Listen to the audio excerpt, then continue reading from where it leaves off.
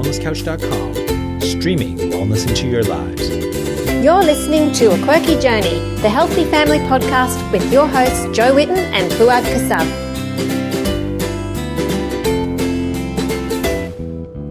Hi everyone, it's Jo here. I hope you're having a good day. It's Friday afternoon here and I'm sitting outside in the sunshine recording the intro to this podcast. Fuad and I didn't manage to get the intro recorded together and he's driving today down to Kiama.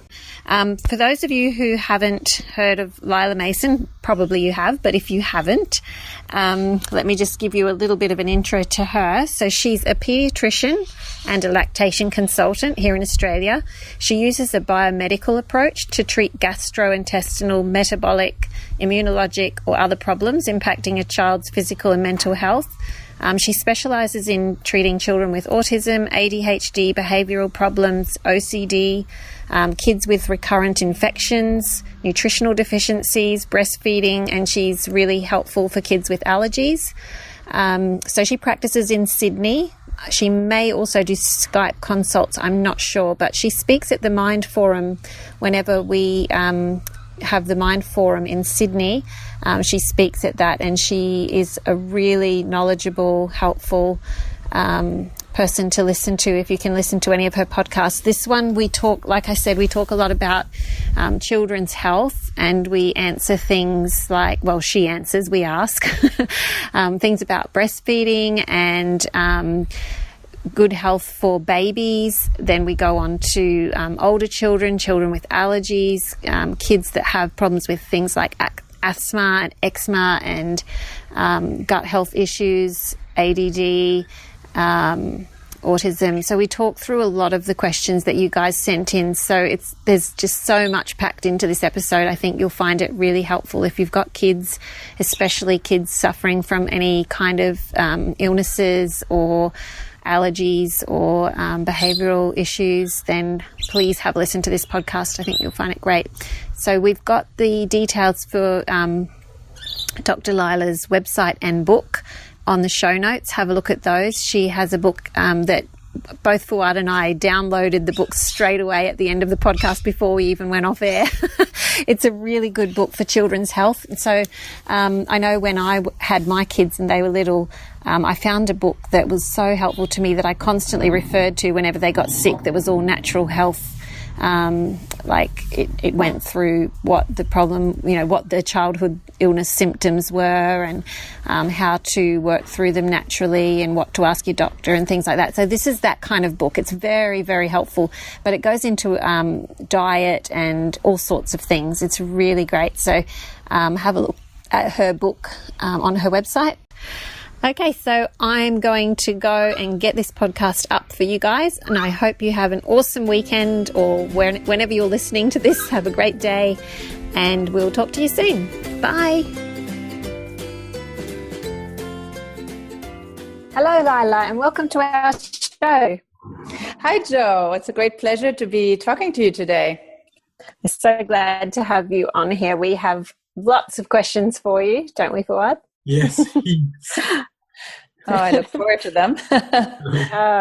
It looks like from your website and also from hearing you at the Mind Forum that you cover a very wide variety of topics with childhood illnesses and allergies and behavioural issues and autism and ADHD. Can you just give us a bit of an explanation of what you do and how you got into your current work? Yeah, I'm a pediatrician, so I trained in San Francisco at the University of California there in general pediatrics, and then already from before then I had a real interest in nutrition and in more integrative health. I was interested in Chinese medicine and acupuncture and acupressure, in mindfulness and hypnosis for children. For example, while I was in San Francisco, I was learning about how to calm children down while they had painful procedures so they wouldn't be so stressed out and not feeling the pain so much. And so when I finished that and started seeing children, I felt like I really needed more skills to help these children overcome their problems, not just prescribing a medication for a symptom, but actually figuring out what was really causing their issues. I mean, in mainstream medicine, when a child comes with eczema, is you give them some steroid cream and it will suppress the inflammation and the eczema will go away. But as soon as you stop the cream, it will come back. And I thought that can't be really the solution. So I learned about nutritional medicine and environmental medicine and did a lot of further training. And now what I do is I really look at, for example, with eczema, why does this child have eczema? Is it an allergy to something they're eating or to something in the environment? Or is it a bad gut flora? Or are they possibly low in vitamin D and their immune system is weak, low in zinc and their skin cannot heal very well? And then when you look at all these different things and kind of find a package of treatments that will address those issues, you can actually help the child outgrow the eczema and overcome it. And I think that's a much better solution for the child and the family than just masking a symptom. So important. Yeah, I mean, this is something I deal with here with my own daughter. She's 5 years old and she has eczema and also asthma. And we eat like a paleo diet with just a little bit of rice in there as well. So like we're pretty much whole foods all the time.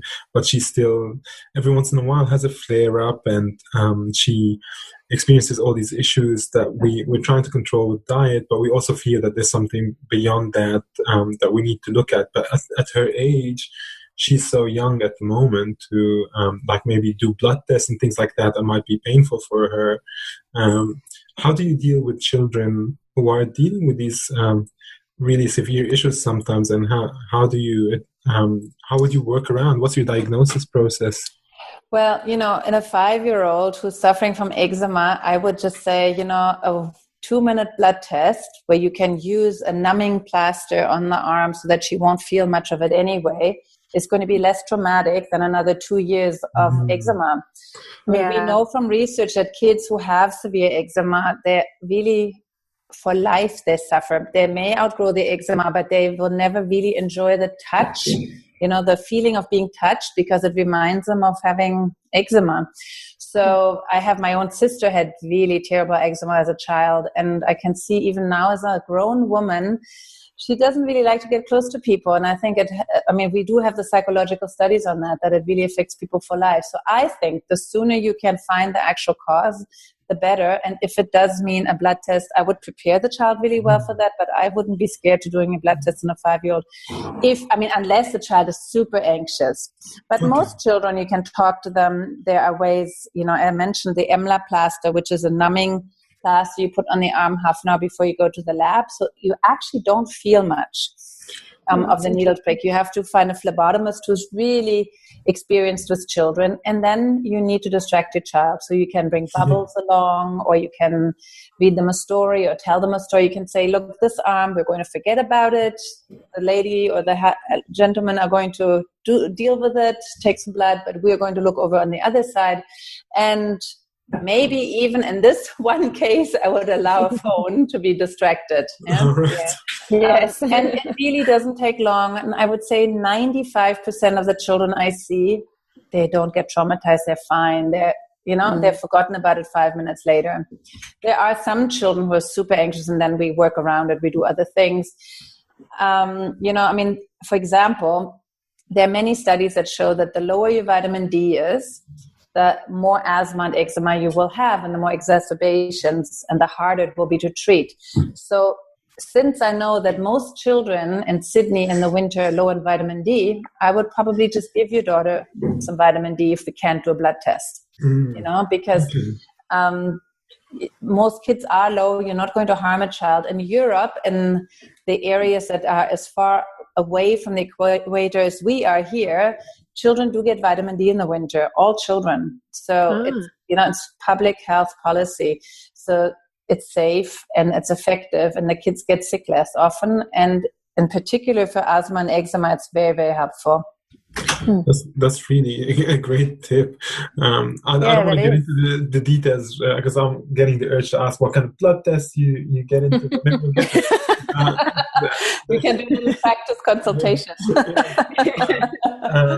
Maybe like a bigger picture kind of thing, and maybe I'd love to hear through the years now, what are you seeing as an increased need for dealing with children who have these issues? Are there more and more children having this, and what's been your clinical experience? Yeah, well, we definitely have an increase in chronic health problems in children. Definitely. I mean, 1/4 of all teenagers suffers from asthma in Australia, and many children suffer from eczema. A lot of babies have already allergies, and reflux, for example, in a baby is usually a reaction to something they're eating. Most of the time it's dairy. Even if the mother is breastfeeding and she's having cow's milk, it can affect the baby and cause reflux in the baby. So we see more and more of that. And then we have also a lot more developmental and behavior issues than we used to. I mean, up to 10% of children in Australia are diagnosed with ADHD. And we don't know the numbers for autism in Australia, but we know in America it's now 1 in 59 children. So when I did my training 25 years ago, it was 1 in 2,500 children. Really? So it's really gone up dramatically. And, we know, of course, that the genes couldn't have changed in that time. It must be something in the environment, or maybe many environmental factors that are causing this increase. Also, to some extent, of course, better diagnosis, earlier diagnosis. It is true there's some of that. I mean, the critics always say, it's all just now that we're diagnosing everybody with these illnesses. And to some degree, that's true, but there's still a big part of that increase that is not covered by that. And people who are doing research on that are looking at environmental toxins.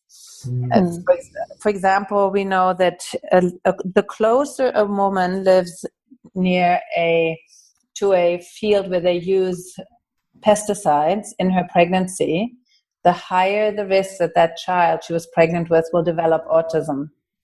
Wow. So, exposure to pesticides, and we're, of course, using much more pesticides now than we used to. Then traffic as well. If a woman lives close to a motorway, that increases the risk. Then other toxins, you name the toxin, it's increased. We now have 80,000 chemicals that are being produced in high amounts and are released into the environment. And very, very few of those have actually been tested to see if they're safe in humans and for human development.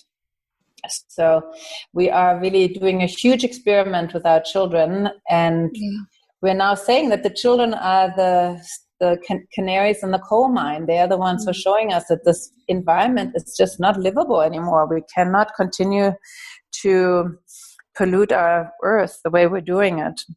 So, ADHD, birth defects, developmental problems, autism. If in all of those you find connections with toxins. Yep. It seems to have, even seeing it from our own experience, at school we didn't see kids so much that had, I don't remember anyone at school that had autism, unless I just didn't realise. But all the OCD and the anxiety and all of these things that are so common now amongst children. I don't remember my friends having trouble with that kind of thing. Yeah, I agree. It's just I don't either. crazy how much more common it is now. Yeah. Yeah. And even the childhood obesity and diabetics and all of this sort of thing, it's just really gotten out of control. Can you tell us a little bit about why you think, besides the toxins, do you think it's also immune system, we're not keeping up with building up our children's immune systems? Somehow that's changed, or what do you think? I know you do a lot of stuff around immunity. Well, you're totally right, of course. I mean, nutrition is the number one thing, if you look at what people ate 2 generations ago, they ate, an apple, and now kids get a little tube that has some apple with sugar processed in it that they suck out. I mean, nutrition, I would say, is the number one thing because you also have total control over it. We know for sure that the obesity epidemic is due to what we're eating. There's some, of course, degree also about environmental toxins that influences that. But the big thing really is that people go to McDonald's and eat, or go to the supermarket and buy packages that just contain really empty calories. It's usually a mix. If you look at what kids eat, a lot of children, they eat a mix of white flour, sugar, some dairy, some fat, and different combinations of that. So that could be a really processed cereal for breakfast with sugar and milk, and then a cheese toastie for lunch, and then a pizza or pasta with cheese for dinner. And you're right. Absolutely no nutrition in that. None. It's calories. There's enough calories to grow and to grow big, but it's not what kids need to be healthy for the immune system, for their brain, for them to be happy. And, all of those, there are no B vitamins, there's no zinc in those foods. So the nutrition for me is number one. And that's really the first thing I talk to every family about is how to improve their child's diet. Giving the child real foods. They need to eat 5 servings of vegetables. And only 5% of Australian kids do that. Eating 5 handfuls of vegetables. And it's just, that's the number one thing. If you eat that, you not only will you get vitamins and minerals, but you also get the fiber that feeds your good gut bacteria. And if you feed your good gut bacteria, you'll have a much better gut flora. And that's the other big thing for the immune system that I wanted to mention is gut flora. And it's not only gut flora, it's our microbiome. It's the bacteria and the viruses and even parasites that live in our gut, but also on our skin and in our throat and our nose and, anywhere in the body where they can get in. And they're very, very important for us. They kind of set our immune system. You eat sugar, you eat vegetables, you feed good gut bacteria. And depending on what kind of gut flora you have early on in life, by about 1.5 or 2 years of age, that's kind of what your immune system sets to. And that sets really your immunity for life. You can still work on it, of course. If you change your diet, your gut flora will change over time. But it is very important to get those first couple of years right and, to do all the right things and none of the bad things. The right things are to breastfeed and then to give good weaning foods that are whole foods, vegetables ideally, and not too early, from 6 months, not from 4 months. And not introducing sugar, not introducing sweet drinks, all of those things, trying to avoid antibiotics unless, of course, you need it. If antibiotics are really needed, I'm not against them, but they're often used when they're not needed. And then, and avoiding, for example, also a reflux medication unless it's absolutely needed in infants because that affects your gut flora. So there are lots of different things we do as doctors that are actually harming the gut flora and the child's immune system. And the other big thing of that? Sorry? Can you give an example of the things that doctors do were antibiotics, reflux medication would be 2 big ones. Too many, and birth, if you're born naturally, if the baby's born naturally, they get the mother's gut flora, they swallow it on the way out. And that's really the way they get their first big seeding of their gut, and that's what you want. But if you're born via C-section, you have a completely different gut flora. You have the gut flora that actually resembles the skin flora of the hospital workers, which is, of course, not what you want in your gut. No. And I do totally agree that C-sections can save lives and are sometimes needed. But we also know that there's certain areas, where it's trendy to have a C-section, and up to 30 or 35% of women choose to have a C-section without actually knowing the long-term effects of that. They think it's better for them. It's not better for them. It's actually safer to have a vaginal birth. And it's much, much better for the baby to go through the birth canal, unless, of course, there are complications. So I always say that because, I want to make that clear. If a woman really or a baby is at risk, they need a C-section, absolutely. But in many cases, it's not really indicated, and it's more of a choice. And I think people need to know. They need to have informed consent, really knowing what they're getting into. Yeah. And the other thing I wanted to mention is you went to the Mind Foundation. You heard Maya Shetreat-Klein, the pediatric neurologist who's written the book, The Dirt Cure. She's great. She's wonderful. And that's, we need to get our kids out playing in dirt. That's how you get good gut bacteria. And what did she say? I think she said 2 hours a day they should be outside playing. At least. Yes. The more the better. Yeah. Leila, I'm just wondering, with all these different symptoms, I guess, or diseases, or whatever the classification is these days. So you can have like a metabolic issue, or a gastro-intestinal issue, or autism, ADHD, behavioral problems, OCD, asthma, skin issues. And we're talking about taking it back to like the diet and looking at the diet. And the diet for all of these different conditions seems to be focusing on the, like, let's say if Joe and I talk about GAPS, so a nutrient-dense diet that is easy to digest, that's low in trigger foods that can trigger your immune system and doesn't make your gut work hard for it, and then also repopulating the gut bacteria. And is this your approach? And if so, then are these classifications really valid? And what is the pathway of disease then when you can give one kind of diet that will help all these different people with the way that they're behaving, or like with the way that their symptoms are manifesting? Does that make sense, or is that too complicated a question? No, it's an interesting question. I like it. So, I mean, I don't think that the GAPS diet is an absolute must for everybody. I start with just a healthy diet for everyone, where they eat, instead of eating processed food with additives in it and lots of sugar, taking all that out and eating real whole foods. Yeah. So, for example, they can have an oat porridge with a nut milk for breakfast, with some nuts and seeds and some organic berries. Or they can have, they have to have their 5 servings of vegetables a day. They can have some whole grains. I'm just talking general now, not specifically. Mm-hmm. And drinking water, having a handful of nuts a day, having good oils like olive oil for salads and so on, avocado, and then some healthy protein. I mean, I'm vegan, and I vegan for ethical reasons, because I really think the way we're raising animals nowadays is a very bad idea, the way we do it.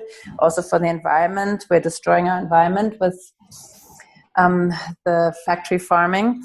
And I think health-wise also, all the research really shows that plant-based diets are the healthiest. So I don't agree with the people who say you should eat lots and lots of meat.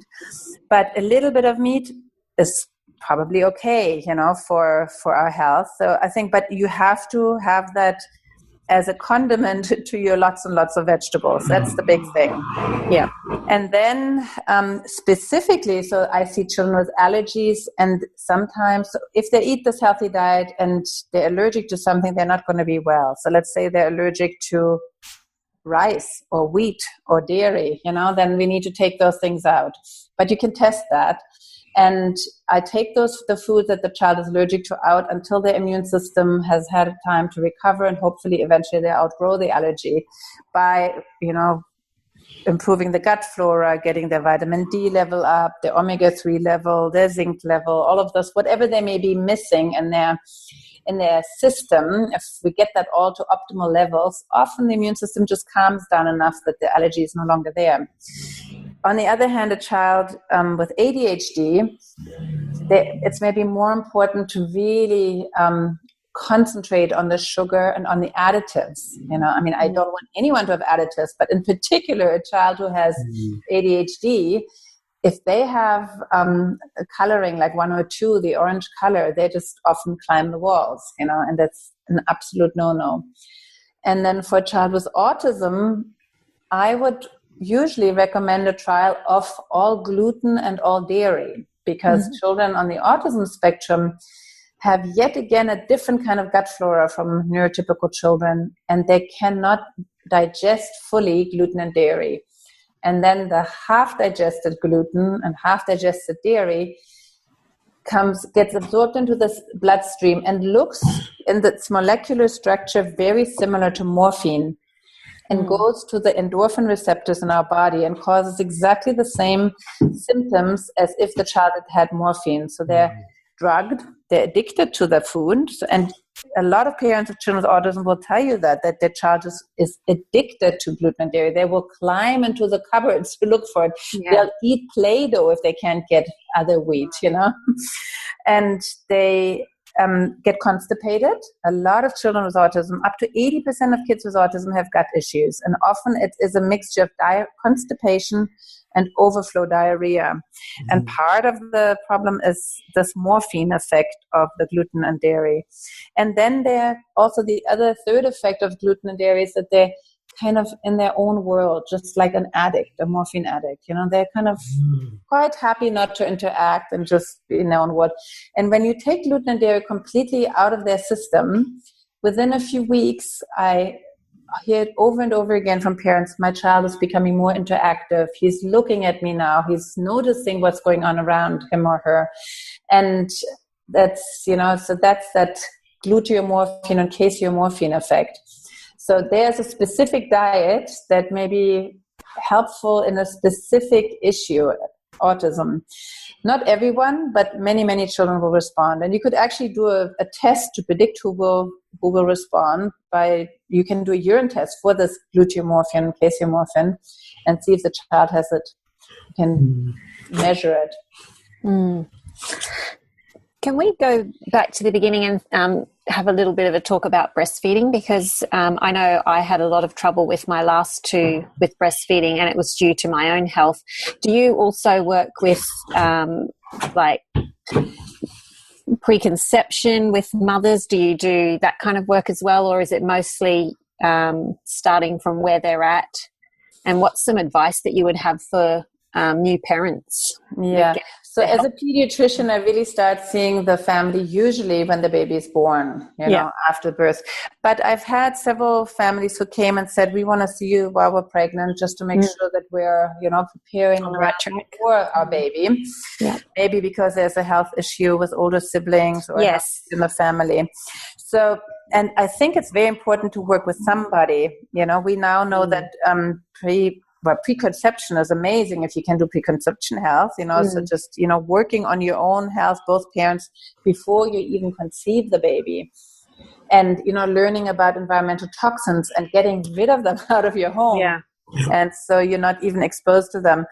And then next thing, of course, is prenatal health, so that during the pregnancy, you eat healthy food, you have all the right nutrients, the right supplements that you may need. I mean, in Australia, for example, our soils are very low in iodine, selenium, and zinc. And there are three very, very important nutrients for our thyroid to function well. So can you repeat them? I think it cut out on the second one that you mentioned. You said iodine and zinc, and what was the third? Selenium. Yes. Okay. And if you don't have those and your thyroid doesn't function well, that can affect your child's development. Okay, so even if a mother is only slightly hypothyroid, so that her thyroid works a little bit less than well, that can affect the child's development in utero, so in the belly, and then later on as well. So really important to get those. So it's important to take a good prenatal vitamin that has all of those in it, and a good B vitamins in it, and vitamin D is very important. Below that, we know that the better the mother's vitamin D level in the pregnancy, the better the immune system of the child later on, and the lower the risk that child will develop autism or allergies. Allergies also very important. Then so the advice I would give is that find someone who works with you on that and get your nutrients right. And the other thing is, I love that everybody gets prepared for birth. You do birthing classes and all about it. But I think it is equally important to get prepared for breastfeeding. And people often forget about that. They get maybe half an hour in their birthing preparation class.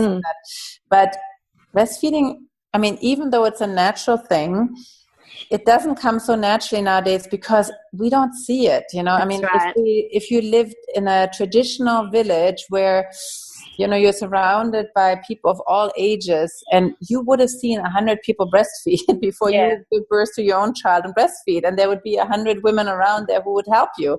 Yes, but we're so isolated now and live. The generations are so separated that you don't have that experience. So I think it's really important to get prepared for that, to know, how it works, first of all, breastfeeding. Even if you just read a book about it and watch some videos on YouTube, that can teach you a lot, But there are also classes you can take. And then, of course, if there are breastfeeding problems after birth, it is a good idea to go and see a lactation consultant, a specialist in breastfeeding. I did that training when I had my second baby because I took some time off after he was born. And I thought, well, I have to do something. I can't just work. So I became a lactation consultant because I thought, I'm breastfeeding all day long anyway. I may as well. I used to help people with I taught parenting classes, and I helped, encourage people with breastfeeding and through a parenting group. And I did great with my first two, and then I think my health just really went downhill and I lost a lot of weight. And then with my last two, I had so much trouble with the breastfeeding. And looking back, I can see that my gut health was really bad.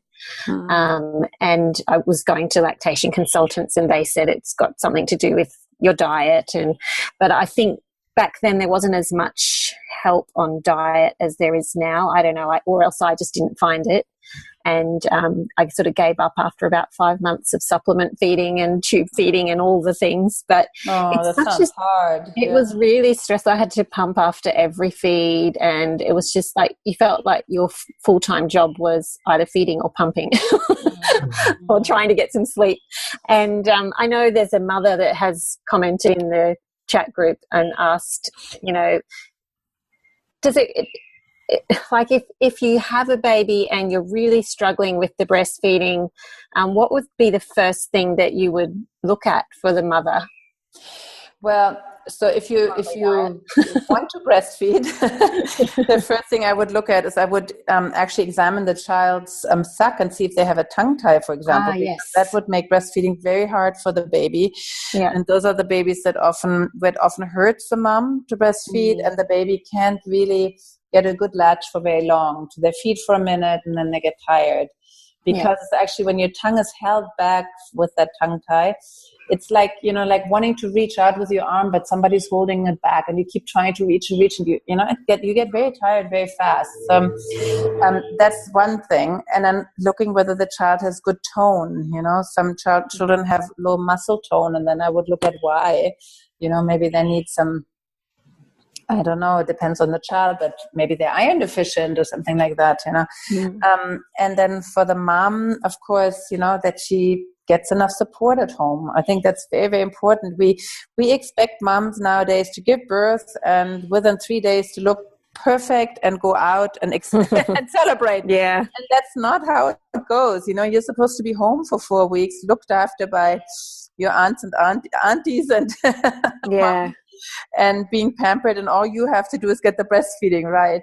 That's right. Of course, it doesn't happen. So, but I think that's really important. Get support. Get your friends to come in and help, and so that you can sleep when the baby sleeps. The first weeks and months of having a new baby are very, very exhausting. It is, and one thing I always tell everyone is it gets better. It really does get easier. My children are now 21 and 16, and of course, I'm really over the worst. But it's the first months, you're just so exhausted and tired, and it's very, very important to not let yourself get so exhausted you go crazy. I think part of the postnatal depression and anxiety is often that moms are just overwhelmed with exhaustion. Yeah. And then they can't feed properly either. Yeah, no, you can't, because your body kind of shuts down. So very important, that you get that. And then, of course, eat enough, drink enough. I mean, water, not alcohol. Alcohol does not promote. People I don't know whether that you say that here too, but in Germany they kept saying, "Oh, if you drink beer, it improves your mood." Yeah, I heard that. Not true. That's not true. It actually stops it. Yeah. And I mean, there are some nice herbs you can take, like a blessed thistle and fenugreek that promote milk production. And there are even medications you can take if you need it. But it's, I think often all it needs is really a little bit of help with getting the babies on the breast in the right way, find the right position, a relaxed position where the mom doesn't, is all stressed out. We talk now about the relaxed, reclined breastfeeding position where the mom actually leans back on a sofa or on a chair and has her feet up, and the baby lies on top of her on the breast and feeds like that. And we also don't push the baby onto the breast anymore. I know that that was for a while, that was kind of the thing to do. But babies can very well find the breast themselves. And if you just, give them time and they're relaxed. That's a big thing. You don't want to wait till a baby's screaming in hunger. You really want to see the first cues of hunger, which may be just going, opening the mouth, putting the fist in the mouth, those kind of things. And then, getting them to breastfeed. Now, if a mom really can't breastfeed, there are breast milk banks, human breast milk banks in Australia. And that would be the second best thing, where it's awesome. Actually get milk from someone else who produces too much and is willing to share. And that milk is actually tested for infections and diseases, so you're not going to get that. Yeah. And that would be the next thing I would say if all the previous ones have failed. Okay. That's good advice. We have a question here, which is one of those things that we encounter a lot when we do our cooking classes and seminars, and sort of the resistance of the partner to change the diet. But I'll read the question and see what kind of advice you have for us. So this is from one of our followers. She said, "I'd love to ask a question. Mine is regarding my 8-year-old daughter who has autism and SPD. She is 8 and is only on the 3rd percentile for her weight, and getting her to eat consistently, try new foods, and not to be constipated is a real struggle. Her pediatrician has done her blood work and it's excellent, but she's booked to start a feeding clinic. We have started to remove refined sugar and trying to remove gluten as well, but struggling as hubby is really against trying too much. And it's hard to get on board as he too has a very restrictive diet and refuses to try new food. Really struggling for ideas, strategies, and ways to get her to eat, but also to educate hubby on the importance of diet and gut-brain connection. He's very science-minded and needs evidence! ! So it's a variation of a question we hear a lot, isn't it? and really I wanted to address that because it does have a bunch of stuff to really address, but I'd love to get your take on it. Yeah. Well, I love people who are interested in the science behind it, because I think once you really understand it, you're much more likely to actually do it right. There are some studies on a gluten and casein-free diet for autism. It's not, it's hard to do a study completely blinded. Yeah. There are some that have managed to do it, but they're not huge studies. And but they were good. They showed that kids who were 100% gluten and dairy free did better, with more interaction and so on. Some of them were very short and they didn't show the change, but they were too short. And one of them, actually, you wonder why they did that study, because they gave the kids gluten and dairy once a week and called that a gluten and casein-free diet. So it's almost like they were trying to sabotage it, Yeah. And then they said, it doesn't work. So, I mean, there is a website called TACA, TACA.org, that talk about curing autism, TACA. And they have a lot of really, really good information. They have the scientific studies on there as well on different topics. So that would be a really good place to look at. Now, I think that every child with autism deserves a 3-month trial completely off gluten and off dairy products. Yeah. Because I have seen so many children respond really, really well. Not everybody does, but you're not taking anything away from a child by taking gluten and dairy out, as long as you make sure that they get enough calcium and enough calories. Yeah, most of the foods that kids eat that are gluten are white flour. That's not really going to be in any way helpful to their health or their development. Mm-hmm. So if you take that out, you're doing them a great favor. And so if they can have buckwheat, they can have brown rice, they can have millet, they can have quinoa. So there are lots of other things they can eat. And with dairy, the same thing. If a child is very constipated, they probably don't do well on dairy because dairy is constipating. And taking that out of their diet will do them a favor. And you can get your protein from other sources. You can get the calcium from other sources.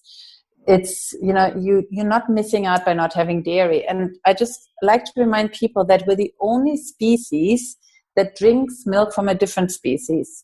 All other animals drink the milk from their moms.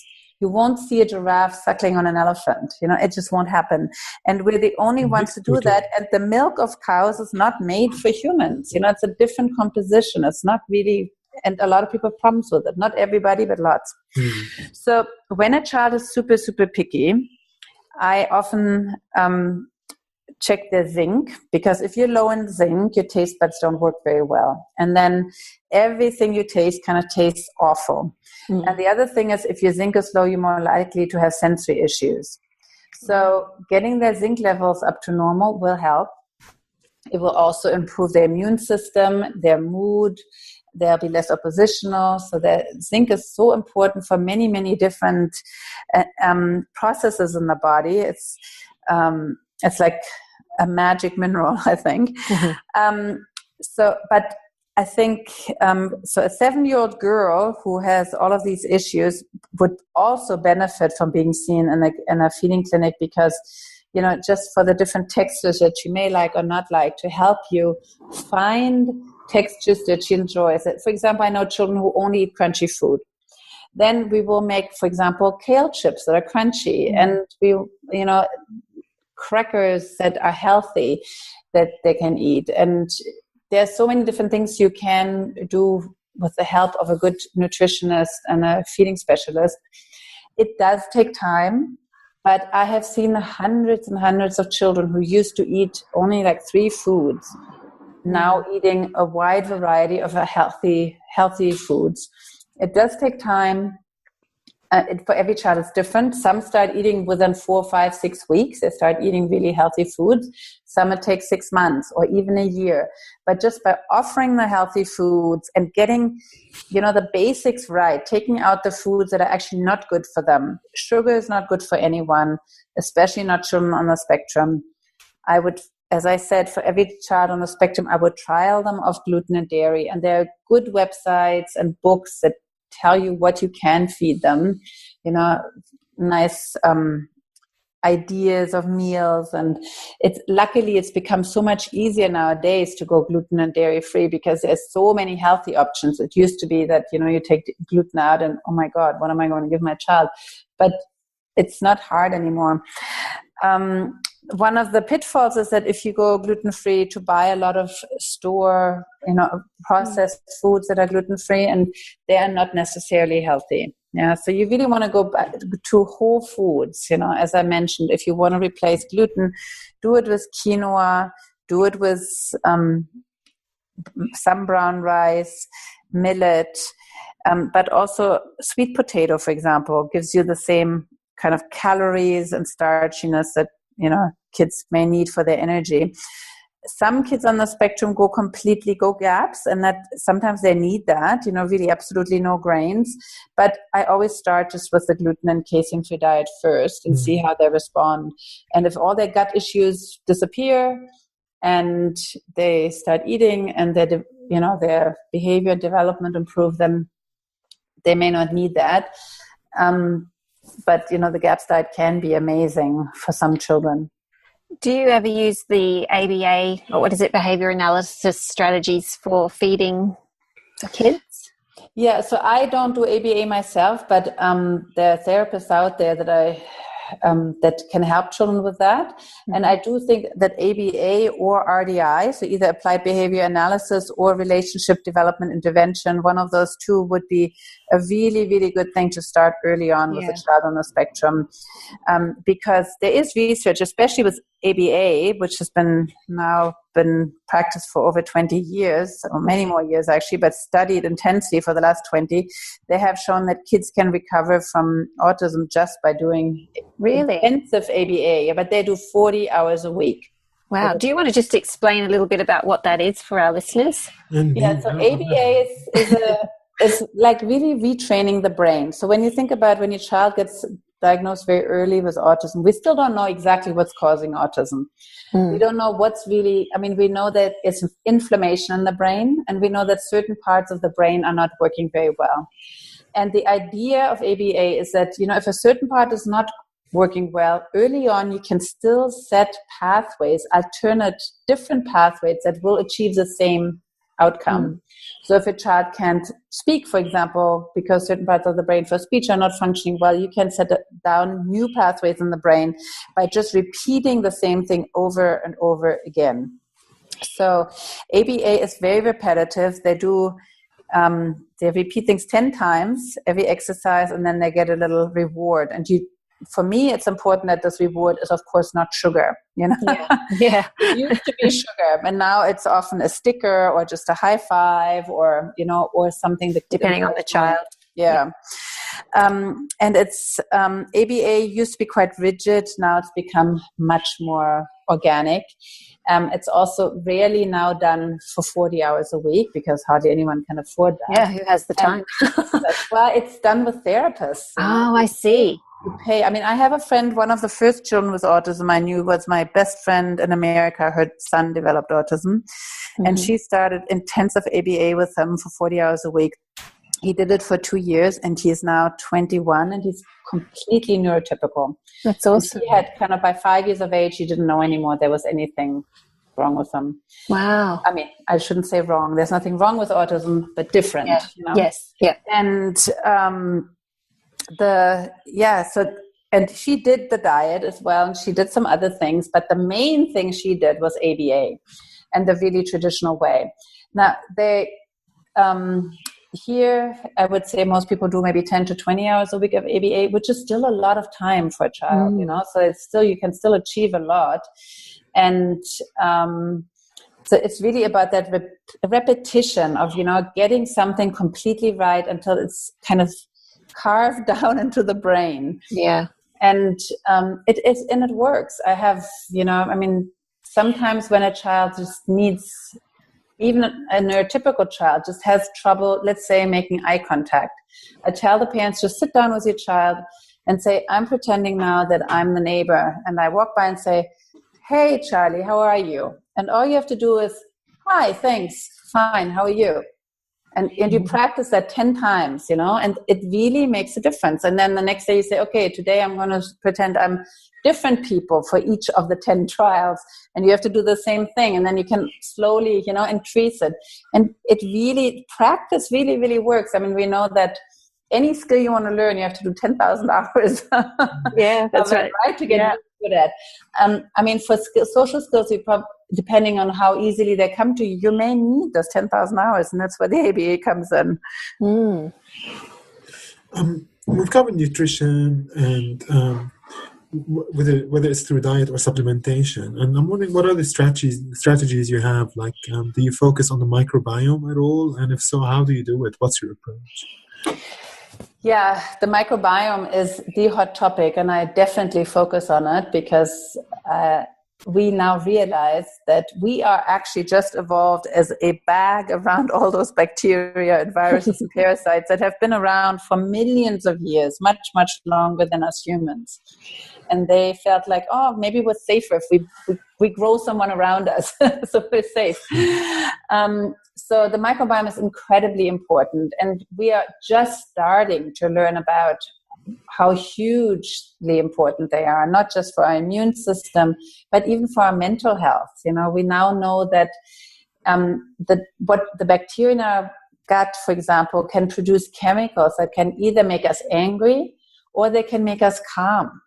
E. coli, for example, which is one of the predominant bacteria in the gut, produce tryptophan. And tryptophan is the precursor to serotonin. Serotonin is the calming neurotransmitter that makes you happy and calm. So if you have really good E. coli levels, you're likely to be calm and happy. If you have a lot of huge amounts of streptococci in your gut, which we all have some of these, we all have a mix of like 500, 600, 700 different kinds of bacteria in our gut. But depending on which ones grow more, it can really affect your mood. So streptococci can make you anxious, for example. Clostridia can make you angry. And we can test for these. So there are tests that some are done in Australia, some are done overseas. And I do use these to actually, in kids, for example, who have chronic diarrhea or constipation or tummy aches, or sometimes even if they just have autism but no gut issues, but that's actually quite rare. Most children on the spectrum do have gut issues. And the results tell you what bacteria are growing, which ones are lacking. Do you have enough bifidobacter, enough lactobacillus, enough bacteroides, E. coli? Those are kind of the ones that you want lots of. Or do you have a lot of yeast overgrowth, like thrush in the gut? Or do you have too many other bad bacteria? And then you can actually address it very scientifically, and feed the good bacteria. Maybe give probiotics, give foods that feed them and promote their growth, and sometimes I use herbs to suppress some of the ones that are not so good. But often it's just the diet, really. Just, getting all those vegetables in, the fiber that feeds the good bacteria, and take out the sugar and the processed flours that feed the bad bacteria. Mm. And with, lately I've seen a lot of kids with yeast in their system because they had you may know that women who take antibiotics often develop thrush. And in children, often they develop thrush in their gut. And they may have diarrhea from that, but it also affects their behavior. And those yeast, when you feed them sugar, so when the child eats sugar, they actually transform that sugar, they ferment it into alcohol. And the kids act like they're drunk. They giggle and they wake up at 2 a.m. and they're just laughing and wide awake. And when they have a lot of sugar, they can't even walk a straight line. And taking sugar out of their diet and treating the yeast can make a huge difference for these kids. So it's really interesting what the microbiome, what an effect it has on our behavior and our mood. I find that fascinating. Yeah. There was a couple of questions about tests. I might just ask you that now, because some people wanted to know what tests you would recommend for children that have gut health issues and deficiencies and parasites and things. It's just so confusing and expensive for parents to go down the testing route. Yeah. What do you sort of usually recommend in that area? So my approach is always to start with this test we can get for free. So we can always do a test for parasites in the gut through the local lab. Medicare covers that if your child has diarrhea, for example. So a PCR, it's called. And that will pick up things like Giardia and Blastocystis, Shigella, all kinds of bad parasites, Dientamoeba.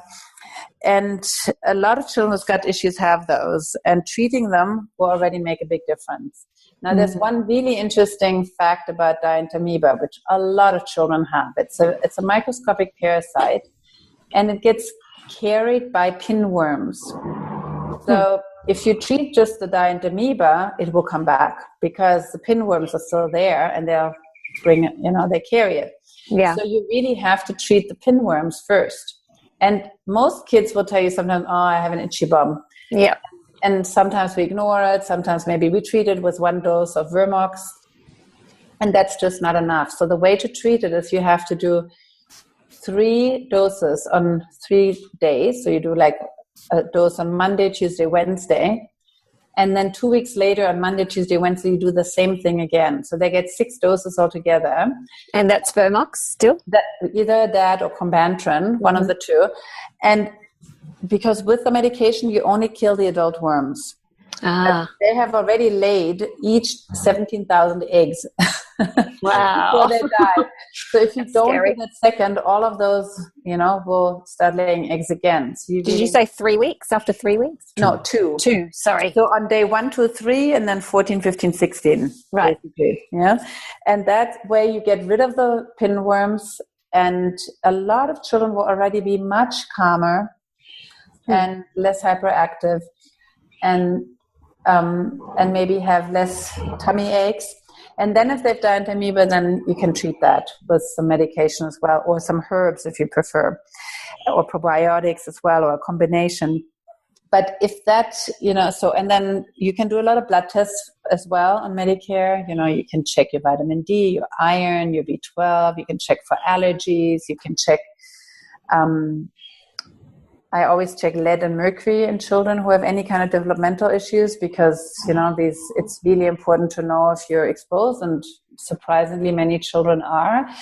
I've seen quite a few kids who had mercury poisoning from eating fish soup, where you concentrate the fish basically in the soup, and a lot of fish is mercury contaminated from the ocean. So, and that can cause the same kind of symptoms as autism, mercury poisoning, and then just getting rid of that makes a huge difference. And of course, lead poisoning from old lead paint from before 1975 is still around and affects our children's brains. And we know that even the smallest amount of lead in our blood is really bad for the brain. So a terrible toxin. Can you... Sorry, I just reminded me that I posted something about this on the weekend, because someone that I know posted about it, and they had found high levels of lead in their toddler from lead paint. Can you actually detox from that? Yes. She said something about that once you've got higher levels, it's hard to get rid of it.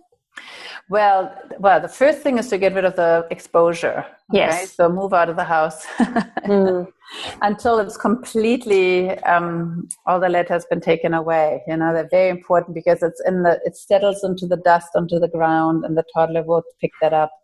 So really important to get away from the source. And then you can definitely get rid of lead. The sooner you do it, the better. So, things like vitamin C, for example, help. N-acetylcysteine is a good detoxer. You have to have good zinc levels, because zinc is important to get, kind of grab the toxins and take them out. You're going to make sure that all the elimination pathways work well, that the child, passes the bowel motion every day, so none of the toxins can get reabsorbed, that they have no problem, that they drink enough water, so they wee a lot. And sweating is always a good way of detoxing as well. Maybe not on a toddler, but older people can do sports to start sweating, or even go into a sauna. Very good way of detoxing. And there are medications you can use if you have high levels of lead, and I would recommend that, because you really want to get rid of the lead. Very important. But the number one thing is to get away from the source. If you keep detoxing, but you still live in the place where the child is exposed to the lead, you're not going to get anywhere. Yeah. Sorry, I went off on that rabbit trail. You were talking about testing. So did you finish that subject? Sorry. No, so I start with the free ones, and then there are many, many tests that are obviously being offered for pay. Most of them get sent to overseas. Some, for example, we have the Australian Bioscreen Lab. They do a very good stool test where they show you what are the kind of the bacteria levels in the gut. Can be very, very helpful. They're in Melbourne. Then there are other tests, like I really like the organic acid test. It's a urine test that gets sent to the Great Plains Lab in America, and it's kind of geared towards children with autism or developmental issues. And the tests for, it gives you some information about whether you have yeast or Clostridia in the gut, which are probably the most, common problems on the spectrum. The mitochondrial dysfunction, it checks for oxalates. So it checks for it's a whole range of things. It really gives you a lot of information.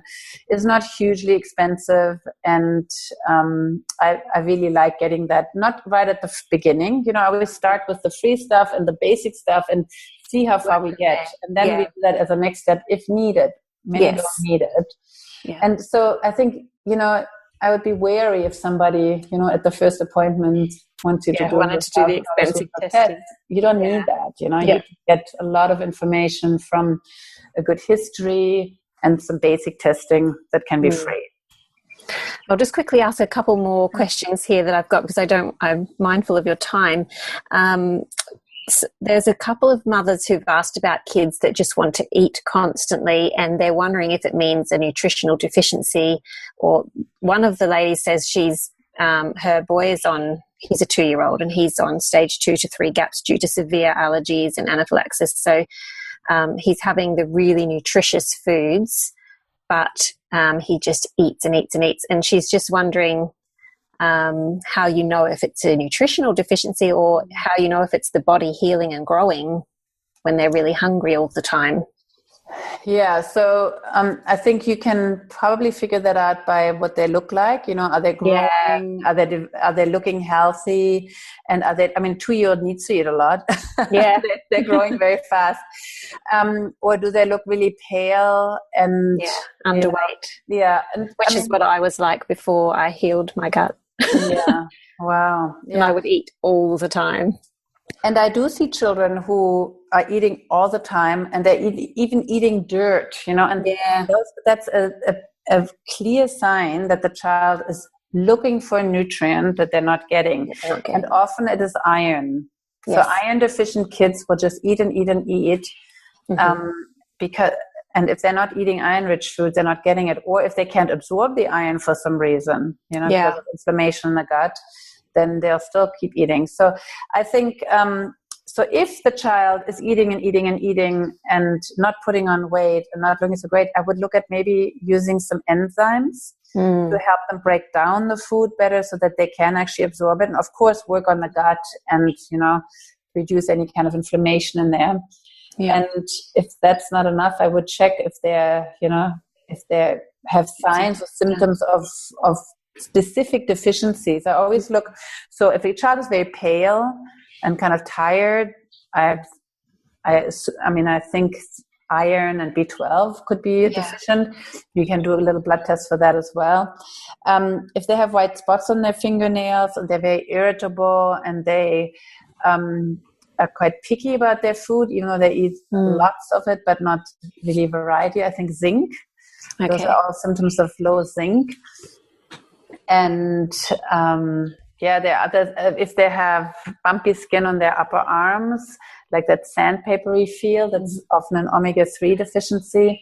And those kids are often a little bit sad or hyperactive. But not all, it can be. It's so variable. It's variable. But I think it's in a kid like that, I would definitely look whether they're lacking something.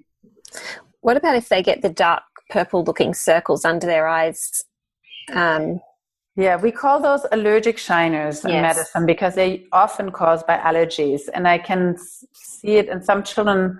You can clearly see that after they eat a certain food or they go to a certain place, all of a sudden they have the circles. And I would definitely test those kids for allergies.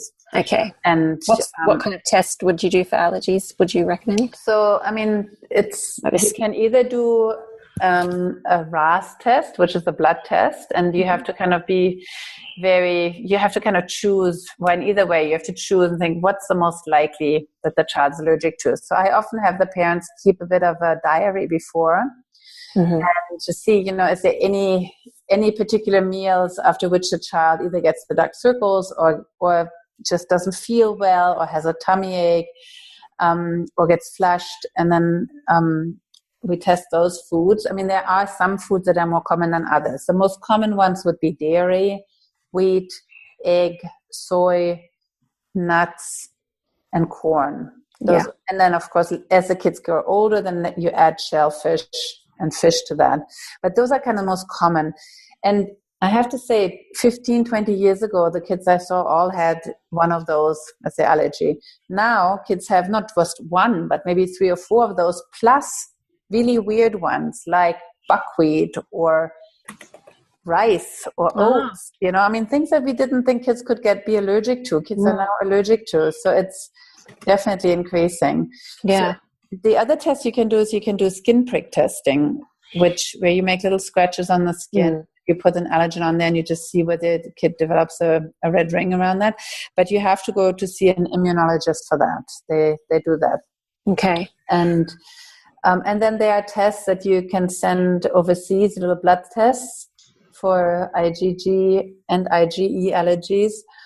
And they test for 95 different foods. So you don't have to be so picky. You don't have to already know what you're testing for because you're testing basically everything. Yeah. Those are not free, but they can sometimes be helpful. Okay. Yeah. Awesome.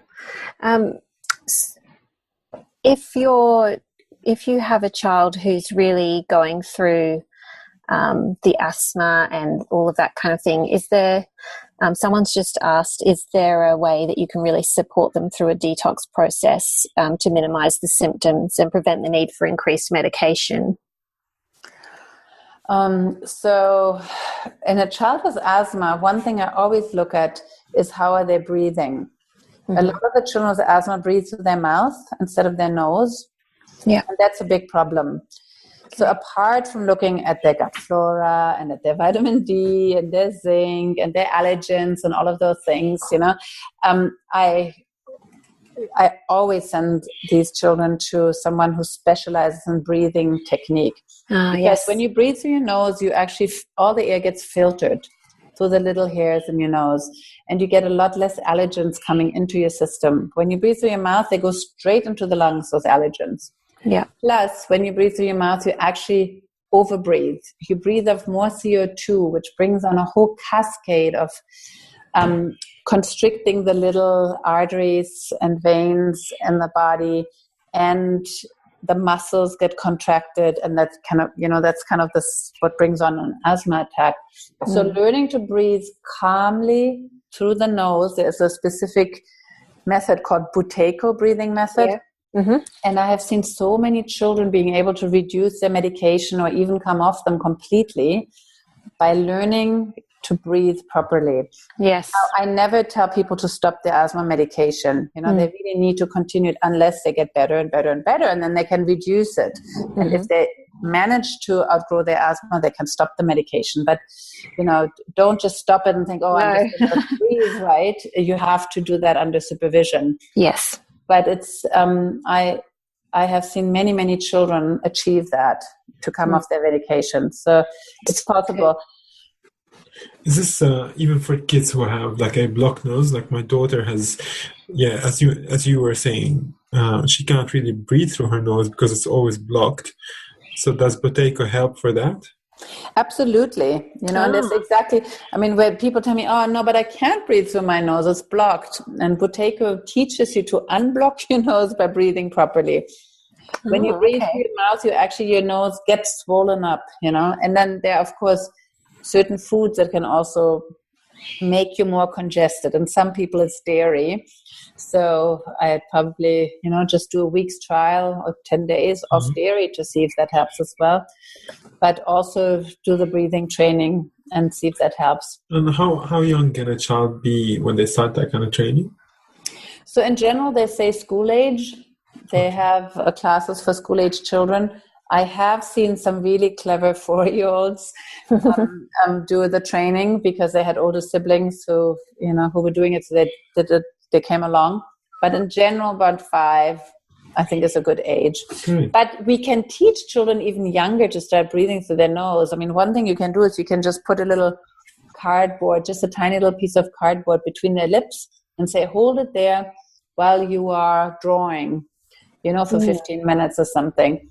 And they have to hold their mouth shut to hold that cardboard there. Or drinking through a straw, yes. Strengthens those muscles. Part of it is that a lot of children have very low muscle tone around their mouth.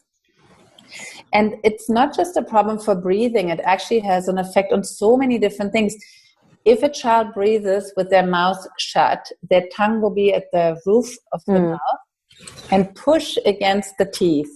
And that widens the jaw, and you actually will have a wider jaw and a totally different face. If you have your mouth open and the tongue is at the bottom, you get this long, thin face, where everything, and then you're even, the sinuses become kind of narrow. And for life you'll have problems. So it's really good to start children when they're young to breathe properly. Our dentist was doing a course with my son to teach him how to do that so that his teeth would straighten out naturally.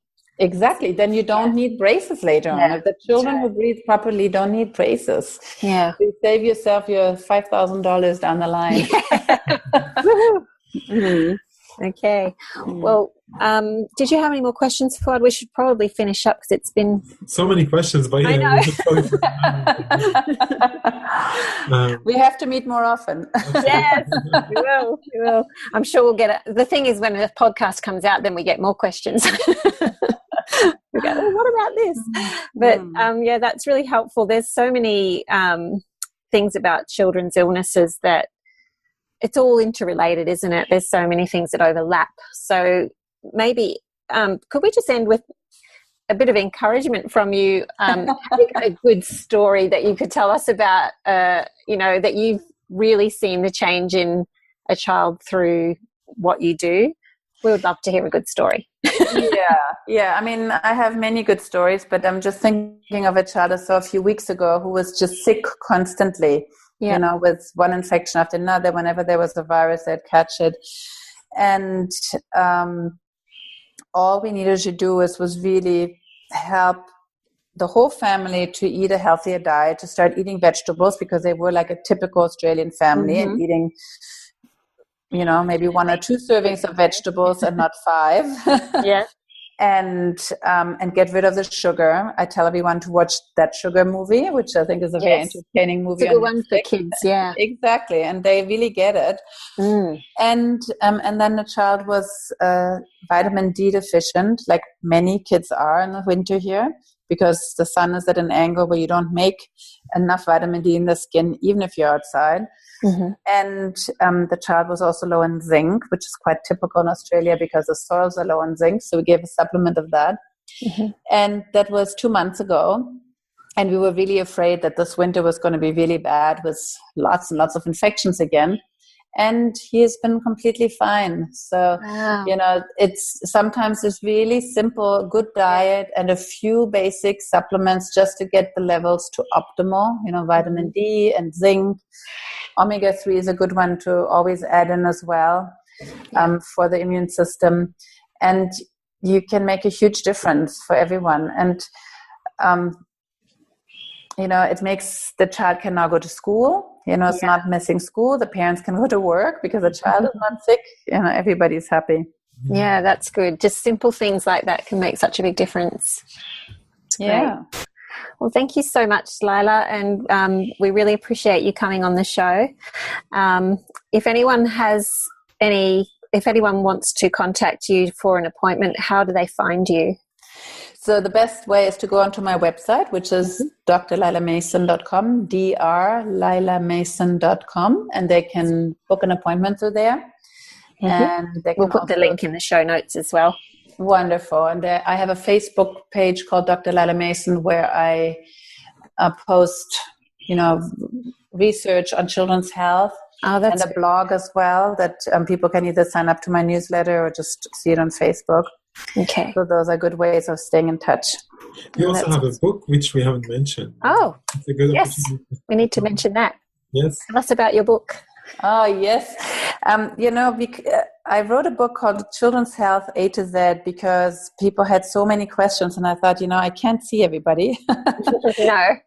I want to put all the basic things, all the information that I tell everyone in a book. And it's been really quite successful. So the first 4 chapters are kind of the basis of good health. So nutrition, enough sleep, enough outdoor exercise, avoiding toxins. So 1 chapter in each. And then I have an A to Z of all the common health issues that a child may encounter in their first 18 years, from tummy aches to ear infections to eczema to... Oh, that's a useful book. Allergies. And it's all very natural, the approaches. Yeah. So it's really trying to figure out for each one, why does my child have that? What testing would be maybe helpful? And what can I do at home to get my child well in the fastest and most efficient way, but also the most natural way. So the book, I just looked on your website, it says for New Zealand. Is that the one? So yeah, it says for New Zealand parents because I wrote it in New Zealand when I was living there, and the publisher was a New Zealand publisher, and they wanted that on there. but it's for anyone. It's definitely also for Australian parents. There's actually going. I just didn't know if you had another version. Yeah, but soon there will be another version, but it's going to be the same version. It just won't say New Zealand on there. I'm buying it as we speak. Should I wait for the Australian one? Well, if you have something against New Zealand, then no wait. Problem. But otherwise, it's going to be exactly the same book. And it's good. There's an ebook as well if anyone's so that's the easiest way. You can go onto Amazon and get the Kindle version. I think it's $9 or $10. It's very cheap, and you have it at your fingertips. Awesome. Well, I'll put the links to those in the show notes, and that'll be really helpful. Thank you so much. Thank you. It was a great pleasure to talk to you. Thanks, I hope everyone's questions got answered, but if not, then get the book. Okay, wonderful. Thanks so much. Lovely to talk to you. Bye-bye. Bye. This has been a production of TheWellnessCouch.com. Check us out on Facebook and join in the conversation on Facebook.com/The Wellness Couch. Subscribe to each show on iTunes and check us out on Twitter. The Wellness Couch, streaming wellness into your lives. Whilst the Wellness Couch presenter endeavor to provide accurate and helpful information to their listeners, these podcasts cannot take into account individual circumstances and are not intended to be a substitute for health and medical advice from a qualified health professional. You should always seek the advice of a qualified health professional before acting on any of the information provided by any of the Wellness Couch podcasts.